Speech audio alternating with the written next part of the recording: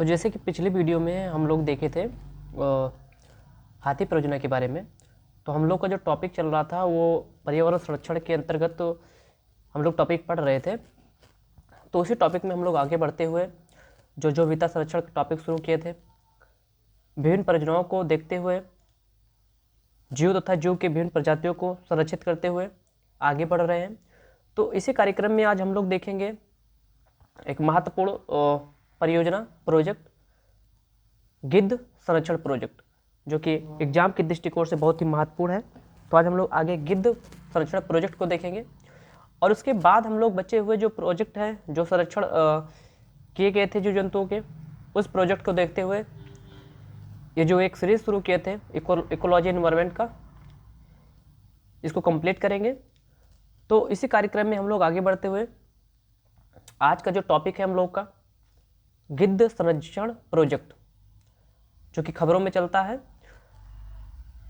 तो आज हम लोग का टॉपिक जब शुरू होगा, स्टार्ट होगा, तो सबसे पहले प्रोजेक्ट का नाम देखेंगे। तो हम लोग के प्रोजेक्ट का नाम है, जो आज हम लोग पढ़ेंगे, गिद्ध संरक्षण प्रोजेक्ट। लेकिन इसको पढ़ने से पहले हम लोग को समझना होगा कि गिद्ध संरक्षण प्रोजेक्ट क्यों चलाया गया, गिद्ध संरक्षण प्रोजेक्ट चलाने का उद्देश्य क्या था, और एक गिद्ध संरक्षण प्रोजेक्ट चलाया क्यों गया। तो इसी क्रम में जब हम लोग आगे बढ़ेंगे तो सबसे पहले हम लोग का ध्यान केंद्रित होगा गिद्धों पर। प्रोजेक्ट तो बाद में देखेंगे, पहले गिद्ध देखेंगे। गिद्ध चूँकि हम लोग को पता है कि जो गिद्धों की संख्या है वो निरंतर कम हुई है। जैसे अगर हम लोग का ध्यान केंद्रित हो या ध्यान जाए तो हम लोग को शायद कभी न कभी सुने जरूर होंगे कि गुजरात में गिद्धों की संख्या सबसे अधिक थी, लेकिन प्रेजेंट टाइम में वहाँ के गिद्धों की संख्या घटकर 1400 के आसपास रह गई। तो गिद्धों की संख्या कम होने से दरअसल प्रॉब्लम क्या है? तो बात यह है कि गिद्धों की संख्या कम होने से प्रॉब्लम यह है कि जो गिद्ध होते हैं वो पर्यावरण को संतुलित करने का काम करते हैं। तो किस प्रकार संतुलित करते हैं, हम लोग का ध्यान इस पर भी जाएगा। तो जो गिद्ध होते हैं वो मरे हुए जानवरों के मांस को खाकर, अवशेष को खाकर उसे खत्म करते हैं, जिससे कि वहां तथा उस विशेष क्षेत्र में संक्रामक रोग न फैले, बीमारियां न फैले, और ये गिद्धों की संख्या में निरंतर कमी आएगी। तो मरे हुए जानवरों के अवशेष वहां से खत्म नहीं होंगे तो उनमें से बीमारियां फैलेंगी, और आसपास के क्षेत्रों में जो वहाँ के जनजातीय निवासी है, जो मूल निवासी है, जो लोग हैं, उनको प्रभावित करेगा, बीमारियां फैलाएगी, जिससे और भी जानवर इसके ग्रस्त में आएंगे। इससे लगातार पर्यावरण में असंतुलन हो जाएगा। तो इसी पर्यावरण के असंतुलन को बचाने के लिए ही, पर्यावरण में संतुलन बनाए रखने के लिए ही गिद्धों की संख्या जो कम हो रही है वो चिंताजनक है। इसी पर ध्यान केंद्रित करते हुए भारत सरकार के द्वारा, अर्थात पर्यावरण एवं वन मंत्रालय के द्वारा एक कार्यक्रम चलाया गया। इसे गिद्ध संरक्षण प्रोजेक्ट या गिद्ध संरक्षण परियोजना भी कह सकते हैं, क्योंकि आज हम लोग का जो टॉपिक है गिद्ध संरक्षण प्रोजेक्ट, उसको आगे बढ़ाते हुए देखते हुए देखेंगे कि क्या क्या महत्वपूर्ण टॉपिक है, एग्जाम के दृष्टिकोण से क्या इंपॉर्टेंट है। तो आइए हम लोग देखते हैं सबसे पहले गिद्ध संरक्षण प्रोजेक्ट। क्या देखेंगे? गिद्ध। तो आज का हम लोग का टॉपिक है गिद्ध संरक्षण प्रोजेक्ट। एक मिनट, थोड़ा इसको सही कर ले।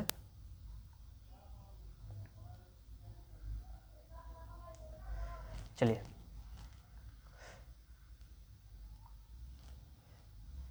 तो आज का टॉपिक हम लोग का क्या है? गिद्ध संरक्षण प्रोजेक्ट।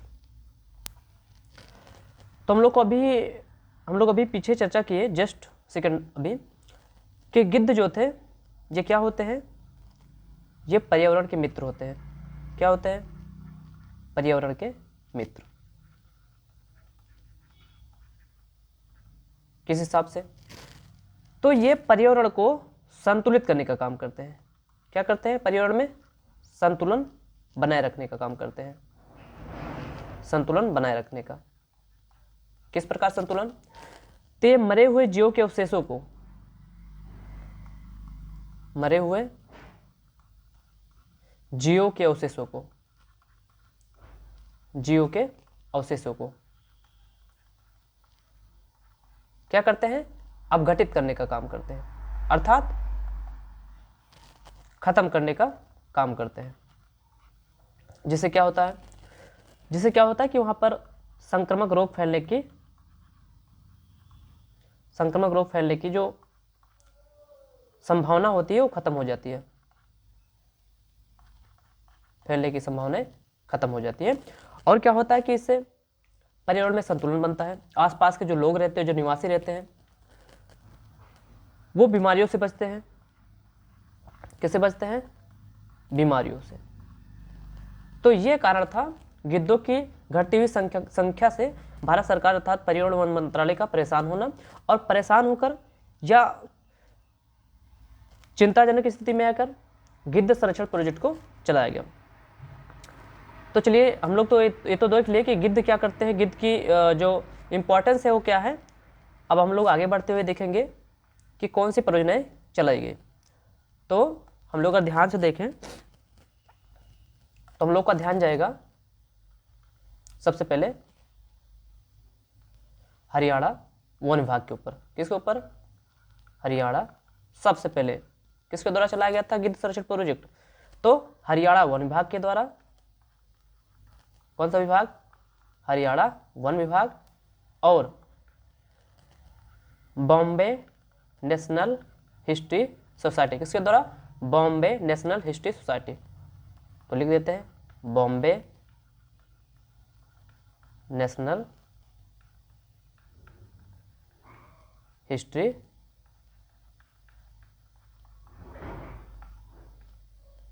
सोसाइटी। किसके द्वारा, बॉम्बे नेशनल हिस्ट्री सोसाइटी के द्वारा। तो हरियाणा वन विभाग और बॉम्बे नेशनल हिस्ट्री सोसाइटी के द्वारा इस परियोजना को चलाया गया, इसकी शुरुआत की गई। इसमें क्या किया गया, इसमें सबसे पहले ध्यान केंद्रित किया गया डिफ्लोफेनॉक नामक दवाई पर। किस पे, डिफ्लोफेनॉक। डिफ्लोफेनॉक किस दवाई पर, डिफ्लोफेनॉक नामक दवाई पर। अब ये क्या है, यही है सब कहानी की जड़, डिफ्लोफेनॉक नामक दवाई। इससे क्या होता है, ये डिफ्लोफेनॉक दवाई होती है, ये पशुओं में दर्द निवारक गोली के रूप में दी जाती है। किसके रूप में, तो दर्द निवारक गोली के रूप में। इससे क्या होता है, तो ये पशुओं में दर्द निवारक गोली के रूप में तो उपयोग की जाती है, लेकिन इसी डिफ्लोफेनॉक नामक दवाई के उपयोग से जब हम पशु को दर्द निवारक गोली के रूप में देते हैं और यदि पशुओं की मृत्यु हो जाती है तो उसी पशुओं के अवशेष को गिद्धों के द्वारा खाया जाता है, जिसको हम लोगों को पता है। और उन्हीं मरे हुए जानवरों के अवशेष खाने से ही डिफ्लोफेनॉक नामक दवाई का जो अवशेष होता है वो गिद्धों के अंदर जाता है, और इससे गिद्धों की जो हो जाती है मृत्यु, और गिद्धों की संख्या में लगातार क्या आ जाता है, कमी। तो हरियाणा विभाग और बॉम्बे नेशनल हिस्ट्री सोसाइटी के द्वारा ध्यान केंद्रित किया गया डिफ्लोफेनॉक पर। और अंत में से पर्यावरण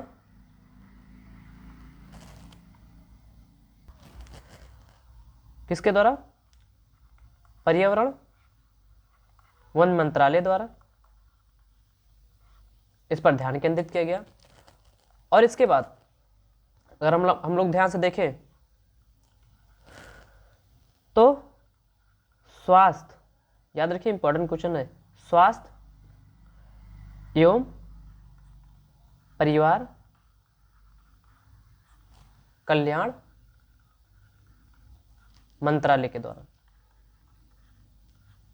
क्या किया गया, तो स्वास्थ्य एवं परिवार कल्याण मंत्रालय के द्वारा, स्वास्थ्य एवं परिवार कल्याण मंत्रालय के द्वारा डिफ्लोफेनॉक नामक दवाई को क्या कर दिया गया, प्रतिबंधित। तो याद रखिएगा किस मंत्रालय के द्वारा प्रतिबंधित किया गया डिफ्लोफेनॉक नामक दवाई को, तो डिफ्लोफेनॉक नामक दवाई को स्वास्थ्य एवं परिवार कल्याण मंत्रालय के द्वारा क्या कर दिया गया, प्रतिबंधित कर दिया गया। चलिए एक बार फिर से हम लोग देख लेते हैं इसका कारण क्या था प्रतिबंधित करने का नए पेज में। तो अभी हम लोग कहे सबसे पहले हरियाणा वन विभाग तथा बॉम्बे नेशनल हिस्ट्री सोसाइटी के द्वारा क्या किया गया, एक दस्तावेज लाया गया जिसका नाम क्या था, मेमोरेंडम ऑफ अंडरस्टैंडिंग। नाम क्या था, मेमोरेंडम ऑफ अंडरस्टैंडिंग। तो हरियाणा वन विभाग एवं बॉम्बे नेशनल हिस्ट्री सोसाइटी के द्वारा मेमोरेंडम ऑफ अंडरस्टैंडिंग नाम की एक कानूनी दस्तावेज लाया गया। क्या लाया गया, कानूनी दस्तावेज लाया गया। इसमें क्या किया गया, तो इसमें इसके अंतर्गत मेमोरेंडम ऑफ अंडरस्टैंडिंग अर्थात यह क्या था, एक कानूनी दस्तावेज था। इसके तहत ही कार्य योजना को प्रारंभ किया गया। और क्या प्रारंभ किया गया, कार्य योजना को प्रारंभ किया गया। और इसी कार्य योजना को प्रारंभ करने के बाद ही स्वास्थ्य एवं परिवार एक मिनट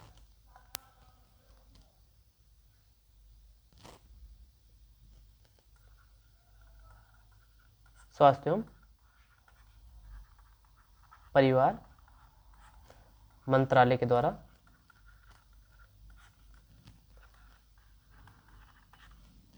किस दवाई को प्रतिबंधित किया गया, डिफ्लोफेनोक नामक दवाई को प्रतिबंधित कर दिया गया। दवाई को प्रतिबंधित किया गया। इसी क्रम में हम लोग आगे बढ़ते हुए देखेंगे तो 3 नवंबर 2016 को, नहीं सॉरी 3 जून 2016 को, 3 जून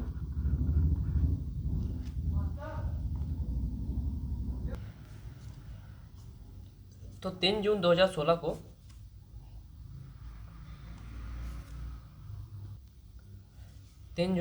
को क्या किया गया, सबसे पहले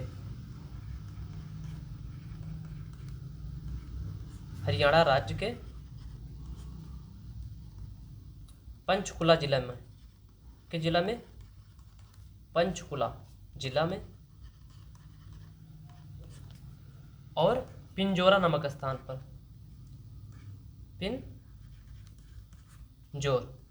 पिंजोर नामक, बोलने में थोड़ा गलत हो गया था, पिंजोर नामक स्थान पर एशिया का पहला, किसका, तो एशिया का पहला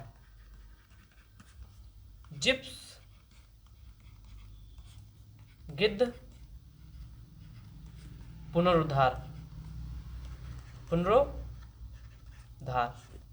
कार्यक्रम की शुरुआत की गई। किस शुरुआत की गई, कार्यक्रम की शुरुआत। तो ये भी इम्पोर्टेंट है। तो 3 जून 2016 को पर्यावरण एवं वन मंत्रालय के द्वारा, किसके द्वारा, ये भी याद रखिए, तो पर्यावरण एवं वन मंत्रालय के द्वारा, किसके द्वारा, पर्यावरण एवं वन मंत्रालय के द्वारा। तो 3 जून 2016 को पर्यावरण एवं वन मंत्रालय के द्वारा हरियाणा राज्य के पंचकुला जिला में पिंजौर नामक स्थान पर एशिया का पहला, क्या चीज, एशिया का पहला जिप्स गिद्ध पुनरुद्धार कार्यक्रम की शुरुआत की गई। तो एशिया में सबसे पहले जिप्स गिद्ध पुनरुद्धार कार्यक्रम की स्थापना कहाँ की गई, तो हरियाणा राज्य के पंचकुला जिला के पिंजौर नामक स्थान पर कब किया गया, तो 3 जून 2016 को। याद रखिए, इसके साथ साथ ये भी याद रखिए कि भारत एशिया का मात्र एक ऐसा देश है जो लुप्त प्राय प्रजातियों को संरक्षण प्रदान करता है। क्या करता है, पूरे एशिया की बात कर रहे हैं, तो एशिया का एकमात्र देश, एशिया का एक मात्र देश जो क्या करता है, लुप्त प्राय प्रजातियों को, लुप्त प्राय प्रजातियों को क्या देता है, संरक्षण, लुप्त प्राय प्रजातियों को संरक्षण प्रदान करता है। तो भारत अपने आप में एशिया का एक पहला देश है। और एशिया का पहला देश एक दृष्टिकोण से ये भी है कि सबसे पहले जिस चिप्स गिद्ध पुनरुद्धार कार्यक्रम को लेके आया था, और एशिया में अपने आप का ये पहला देश है जो लुप्तप्राय प्रजातियों के संरक्षण के लुप्तप्राय प्रजातियों को संरक्षण प्रदान करता है। तो थोड़ा मिस्टेक हो जाता है बोलने में, लेकिन आप एडजस्ट करिए। तो चलिए अब आगे हम लोग बढ़ते हैं, तो देखेंगे गिद्ध संरक्षण कार्य योजना बहुत इम्पॉर्टेंट है, जो भी हाल ही में चल भी रहा है, सन 2024-25 के लिए चलाया गया था। तो अगर हम लोग आगे बढ़े तो देखें, तो अब आता है मिनट, पेन चेंज कर ले। तो अब हम लोग देखेंगे गिद्ध संरक्षण कार्य योजना। क्या देखेंगे? गिद्ध संरक्षण कार्य योजना 2024-25, याद रखिए। तो अब हम लोग का टॉपिक क्या है? गिद्ध संरक्षण कार्य योजना 2024 और 25। तो यह गिद्ध संरक्षण कार्य योजना जो 2024 और 25 लेके आया गया था, ये लाया गया था 16 नवंबर 2020 में। कब लेके आया गया था? तो गिद्ध संरक्षण कार्य योजना को कब लेके आया गया? तो गिद्ध संरक्षण कार्य योजना को जो लेके आया गया था वो 16 नवंबर 2020 को पर्यावरण एवं वन मंत्रालय के द्वारा लाया गया। किसके द्वारा लाया गया? पर्यावरण एवं वन मंत्रालय के द्वारा लाया गया। इसका उद्देश्य क्या था? गिद्ध संरक्षण। किस उद्देश्य से? गिद्ध संरक्षण के उद्देश्य से। तो याद रखिएगा। तो इंपॉर्टेंट क्वेश्चन ये बनेगा कि जो गिद्ध संरक्षण कार्य योजना 2024-25 लेके आया गया, किसके द्वारा लाया गया? तो पर्यावरण एवं वन मंत्रालय के द्वारा। रटना जैसा कुछ भी नहीं है, समझना है। जो गिद्ध संरक्षण कार्य योजना 2025 को लेके आ गया था वो पर्यावरण एवं वन मंत्रालय के द्वारा लेके आया गया था। किस उद्देश्य से? तो गिद्ध के संरक्षण के उद्देश्य से। कब लाया गया? 16 नवंबर सन 2020 में। इसे संरक्षण कार्य योजना के अंतर्गत अगर हम लोग देखेंगे ध्यान से, तो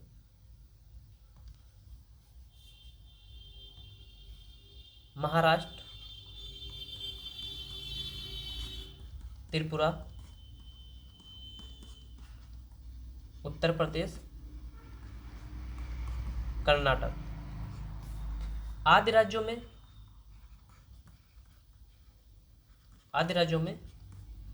प्रजनन केंद्र को खोला गया। कौन सा प्रजनन केंद्र? तो गिद्ध प्रजनन केंद्रों को खोला गया। तो याद रखिए, गिद्ध संरक्षण कार्य योजना सन 2024-25 के अंतर्गत ही महाराष्ट्र, त्रिपुरा, उत्तर प्रदेश, कर्नाटक आदि राज्यों में गिद्ध प्रजनन केंद्र को खोला गया था। इसमें क्या होता है कि अगर हम लोग ध्यान से देखें तो इसमें एक और काम किया गया था। इसमें लाल सिर वाले गिद्धों को, किनको? लाल सिर वाले गिद्धों को। और इन्हीं लाल सिर वाले गिद्धों के साथ ही मिस्र के गिद्धों को, कहाँ के गिद्धों को? तो याद रखिए किस देश के? तो मिस्र के गिद्धों को भी भारत सरकार के द्वारा क्या दिया जा रहा है? भारत सरकार के द्वारा संरक्षण दिया जा रहा है। ठीक। तो अगर हम लोग ध्यान से देखें तो लाल सिर वाले गिद्धों के साथ साथ मिस्र के जो गिद्ध हैं उनको भी भारत सरकार के द्वारा क्या दिया जा रहा है? संरक्षण दिया जा रहा है। अब सन 2023 की घटना को हम लोग देख लेते हैं, जो कि यूपीएसएल के दृष्टिकोण से बहुत ही इंपॉर्टेंट है और अपने आप में एशिया का भी पहला है। तो गिद्धों के संरक्षण में भारत जो अग्रणी देशों में शामिल होता है, हालांकि एशिया में अग्रणी देशों में आता है। तो इसी में एक और हम लोग भारत की सफलता को देखेंगे। तो 2023 की घटना है। कब की घटना? 2023 की। इसमें क्या हुआ? तो उत्तर प्रदेश के, किस राज्य के? उत्तर प्रदेश के महाराजगंज में। किस जिला में? तो महाराजगंज जिला में विश्व का प्रथम, याद रखिए, विश्व का प्रथम, किंग विश्व का प्रथम किंग गिद्ध संरक्षण केंद्र स्थापित किया गया। तो अपने आप में यूनिक क्वेश्चन है,